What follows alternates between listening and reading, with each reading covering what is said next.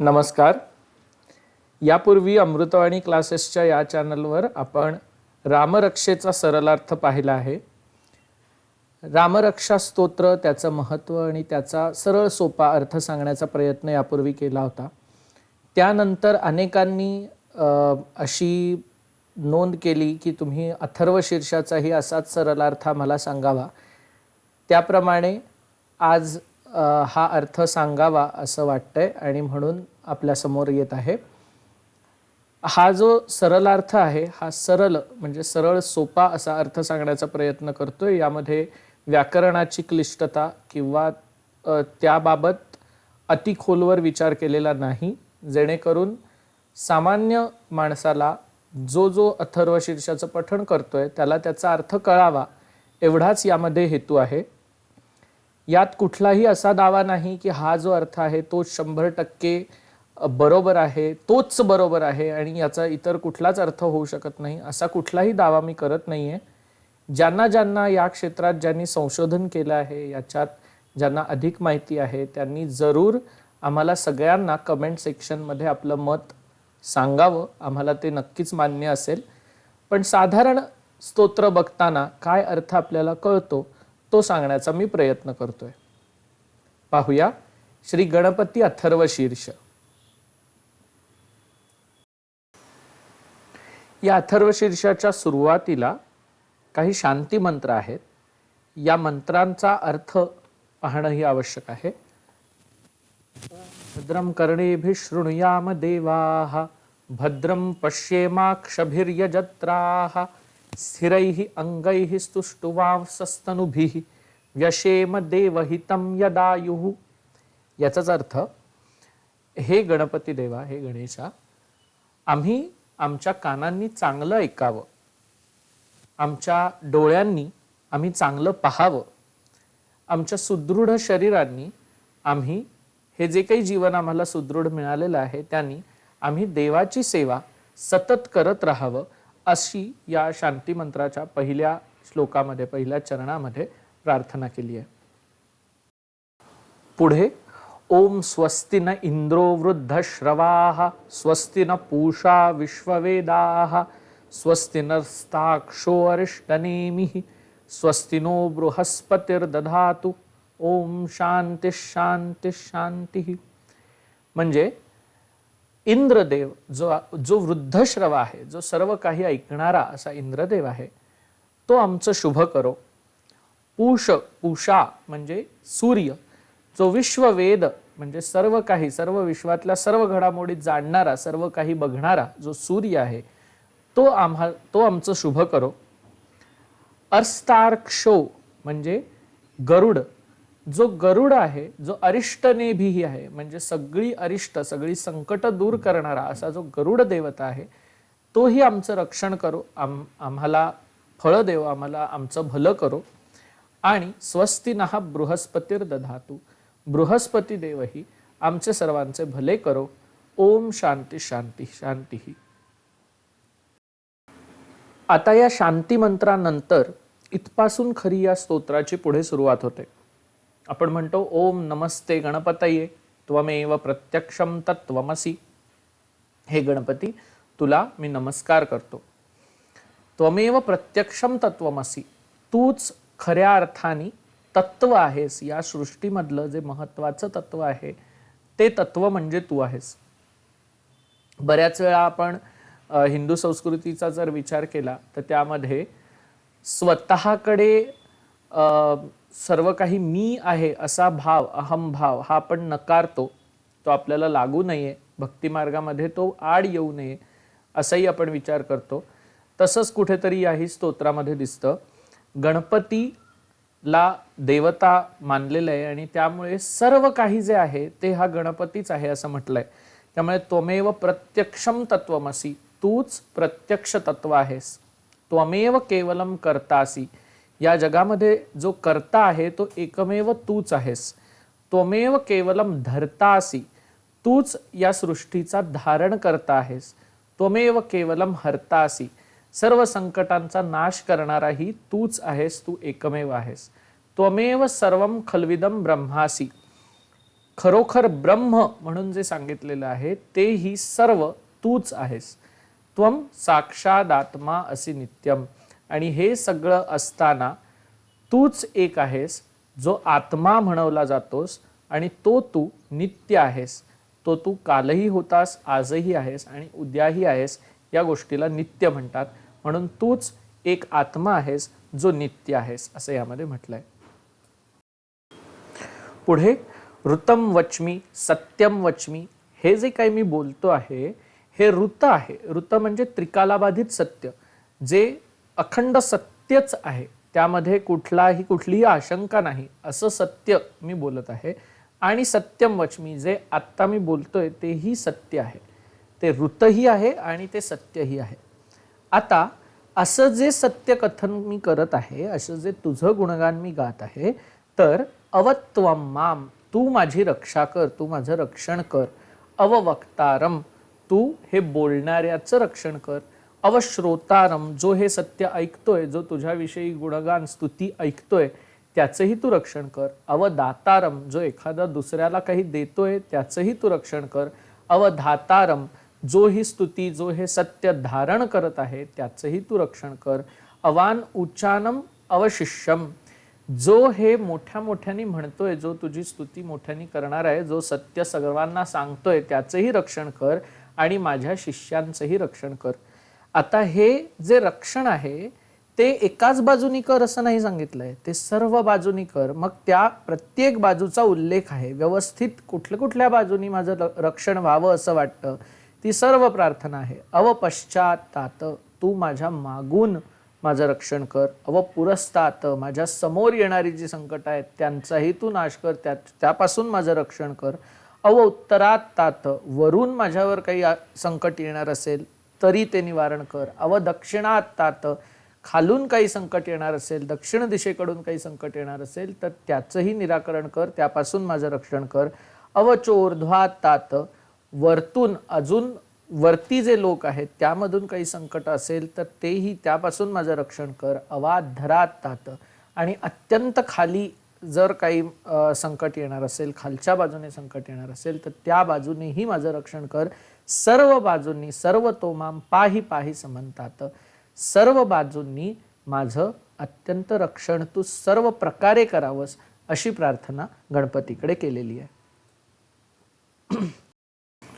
माझं अशा प्रकारे रक्षण करणाऱ्या हे गणपती, आता तू कोण आहेस त्याबद्दल आपण उच्चार करतोय की त्वम वाङ्मयः त्वम चिन्मयः, तू वाणीची देवता आहेस, तुझ्यामध्ये वाणी सामावलेली आहे. त्वम चिन्मयः, तूच ज्ञानस्वरूपही आहेस.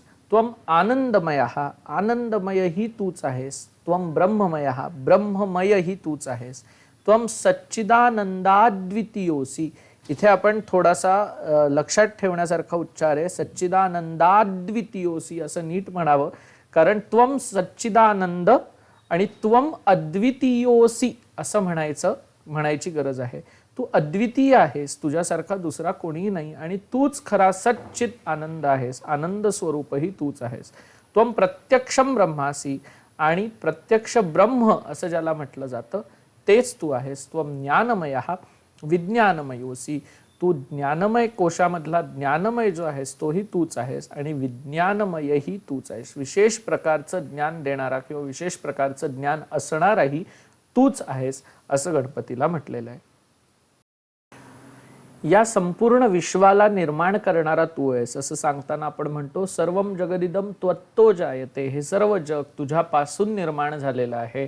सर्वम जगदिदम त्वत्तिष्ठती, हे जग जे आहे ते तुझ्यामध्येच राहत आहे. सर्वम जगदिदम त्वयि लयमेष्यति, आणि नंतर ते तुझ्यामध्येच लोप पावतं. सर्वम जगदिदम त्वयि प्रत्येती, तुझा प्रत्यय या जगात सतत येत राहतो. त्वम भूमिरापो नलो निलो नभः, तूच भूमीही आहेस, तूच अग्नी आहेस, तूच जल आहेस, तूच आकाश आहेस, हे सर्व काही तूच आहेस असं गणपतीला म्हटलेलं आहे. आणि तू चत्वारी वाक्पदानी, वाणीची जी 4 पदं आहेत, परा, पश्यंती, मध्यमा आणि वैखरी, हे 4ही वाणीची पदही तूच आहेस, ते सर्व तुझ्यात सामावलेलं आहे अशी इथे भावना आहे.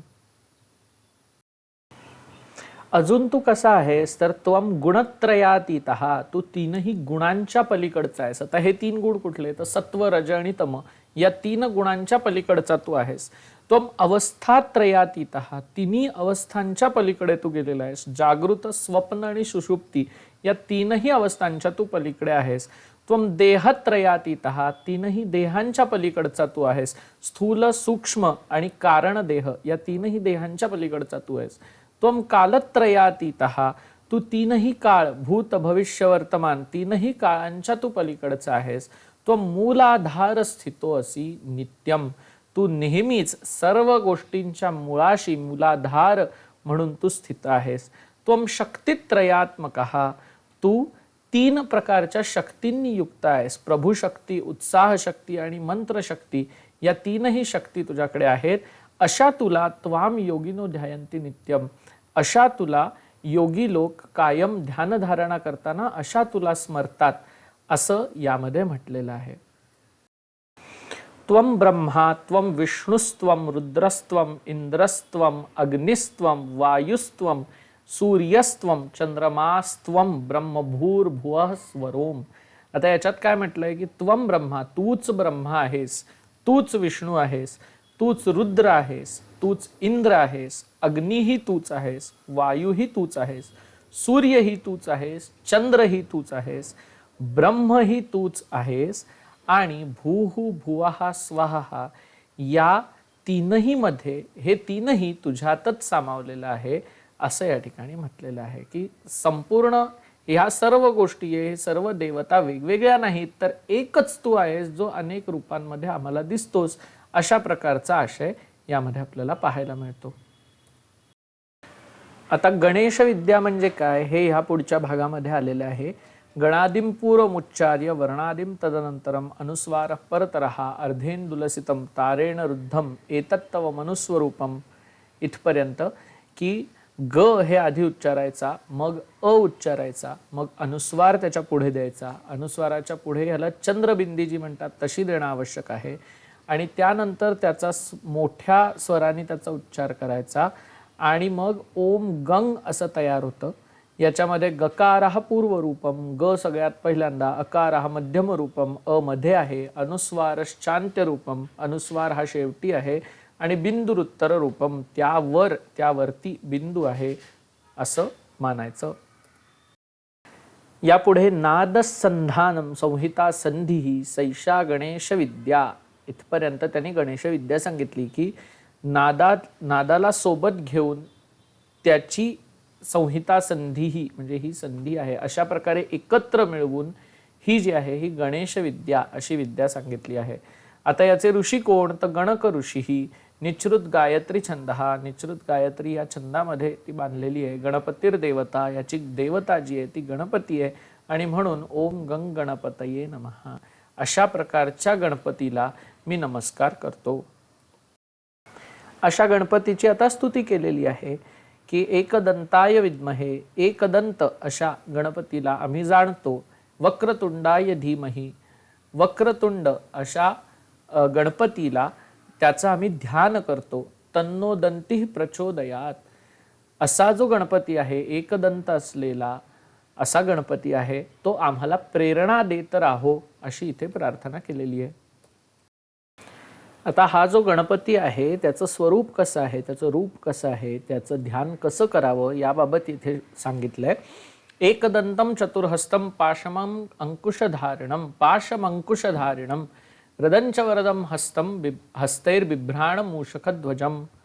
म्हणजे हा एकदंत आहे, चतुर्हस्त चार हात असलेला आहे, त्यामध्ये पाश अंकुश इत्यादी धरलेला आहे.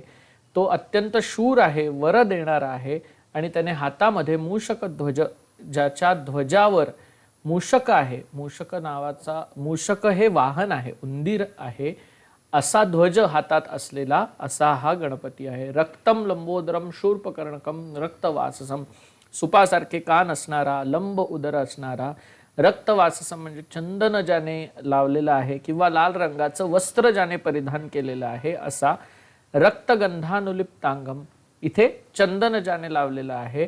रक्तपुष्पैहि सुपूजितम, ज्याला लाल फुलांनी सजवलेलं आहे, त्याची पूजा केलेली आहे, असा भक्तानुकंपिनम देवम जगत्कारणम अच्युतम, हाच भक्तांवर प्रचंड प्रेम करणारा असा हा जो देव आहे, हा जगाचं कारण असलेला आहे. आविर्भूतमच सृष्टी आदौ, याची निर्मिती कधी झाली तर सृष्टीच्याही आधी तो निर्माण झाला. प्रकृते हे पुरुषात परम, आणि निसर्गाच्याही सगळ्यात जास्त निसर्ग नियमांपेक्षाही वरचढ असा जर कोणी असेल तर हा गणपती आहे. एवं ध्यायती यः नित्यम, अशा प्रकारे जो या गणपतीचं ध्यान नित्य करतो, नेहमी करतो, स योगी योगिनाम वरहा, तो योगी जो आहे तो सर्व योगींमध्ये वर म्हणजे श्रेष्ठ आहे असं या ठिकाणी म्हटलंय. असं गणपतीचं स्वरूप आपण आठवावं असं या स्तोत्रामध्ये सांगितलेलं आहे. अशा प्रकारचा जो गणपती आहे तो नमो व्रातपतये, अशा प्रकारच्या गणपतीला मी नमस्कार करतो, जो मनुष्य लोकांचा स्वामी आहे. व्रातपतये नमो गणपतये, सर्व गणांचा अधिपती आहे, त्याला मी नमस्कार करतो. नमः प्रमथपतये, जो सर्व प्रथमांमध्ये, जो सर्व लोक आहेत त्यांच्यामध्ये जो प्रथम आहे, पहिला आहे, पुढचा आहे, त्याला मी नमस्कार करतो. नमस्तेस्तु लंबोदराय एकदंताय विघ्ननाशिने शिवसुताय वरदमूर्तये नमो नमः. त्या गणपतीला मी नमस्कार करतो जो लंबोदर आहे, जो एकदंत आहे, जो विघ्नांचा नाश करणारा आहे, जो शिव म्हणजे शंकराचा पुत्र आहे आणि वर देणारी ज्याची मूर्ती आहे, अशा गणपतीला मी नमस्कार करतो असं इथे म्हटलंय. इथे हे स्तोत्र संपतं. या पुढे जी सुरू होते तिला फलश्रुती असं म्हणतात. म्हणजे हे स्तोत्र म्हणण्याचं फळ काय आहे, काय काय मिळेल, किंवा जर तुम्हाला ज्याची इच्छा असेल तर तुम्ही कशा प्रकारे या स्तोत्राचं पठण करावं, हे सर्व या फलश्रुतीमध्ये आपल्याला पाहायला मिळतं.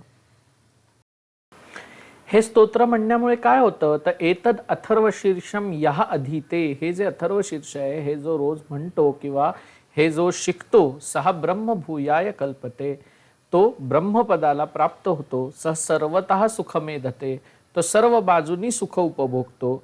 स सर्व विघ्नैहि न बाध्यते, तो कोणत्याही संकटांनी ग्रासला जात नाही. स पंच महापापात प्रमुच्यते, जी 5 महापाप आहेत त्या महापापांपासूनही ह्याला जो हे स्तोत्र पठण करतो त्याला वाचवलं जातं असं इथे सांगितलंय. वेगवेगळ्या वेळी या स्तोत्राचं जर पठण केलं तर त्याचं वेगवेगळं फळ कसं मिळतं याविषयी या श्लोकात आहे की सायमधियानो दिवसकृतम पापम नाशयती.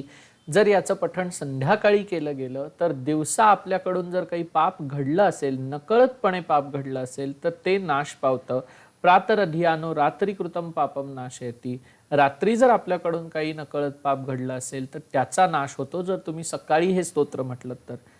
त्यानंतर सायं प्रातः प्रयुंजानो अपापो भवती, जर सकाळ आणि संध्याकाळ असं जर तुम्ही हे स्तोत्र म्हटलं तर तो मनुष्य त्या मनुष्याचं पाप जे काही असेल ते नाहीसं होतं. सर्वत्र अधियानो उपविघ्नो भवती, आणि नेहमी या स्तोत्राचं जो पठण करतो त्याचंही पाप हे नाहीसं होतं. धर्म अर्थ काम मोक्षंच विंदती, त्याचबरोबर त्याला धर्म, अर्थ, काम आणि मोक्ष या 4ही गोष्टी मिळून जातात असं या ठिकाणी सांगितलंय.